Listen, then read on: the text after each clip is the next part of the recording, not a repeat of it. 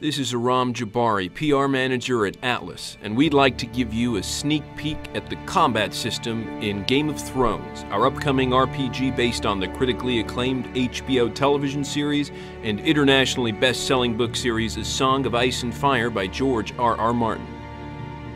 Let's start by taking a look at the core of the game's combat engine, the Active Pause system. Game of Thrones is a fast-paced role-playing game where all combat, skill use, and item use happen in real time. When the pulse-pounding action becomes overwhelming, the player can slow down time to better make strategic decisions like giving allies orders or choosing to use some of their character's skills to help turn the tide of the fight. It's important to note that time can never be stopped outright, as it can in many other games. This serves to preserve the tension and urgency one would expect from fights in the Game of Thrones universe. As we mentioned, both of the main player characters, Mors Westford and Alliser Sarwyck, have unique individual classes with inherent distinct skills. Mors, a hardened warrior of the Night's Watch, can fight as a landed knight, a brutish hedge knight, or as a fierce Magnar. Alliser, a red priest, can fight as an archer, a sellsword, or as a water dancer. These different classes will determine the weapons and armor that Mors and Alliser can use.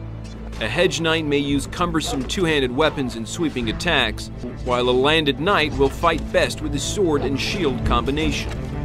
Both of these characters will also play differently. For example, Alliser is not quite as stout in battle as Mors is. When facing multiple enemies, Alliser will typically prefer to not stand and fight. To this point, Alliser will have many more options that involve engaging enemies at range, while Mors will usually need to take the fight right to the enemy.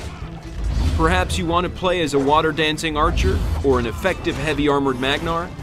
The game's multi-class customization options make these character builds possible. You also have the ability to eschew the multi-class path in favor of becoming a specialist in one class and gaining the upper-tier skills for that particular class.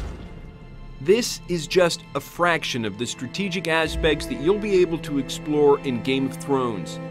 On behalf of everyone here at Atlas, I'd like to thank you for watching, and we hope you're looking forward to playing Game of Thrones when it comes out on May 15th, 2012 for PlayStation 3, Xbox 360, and PC.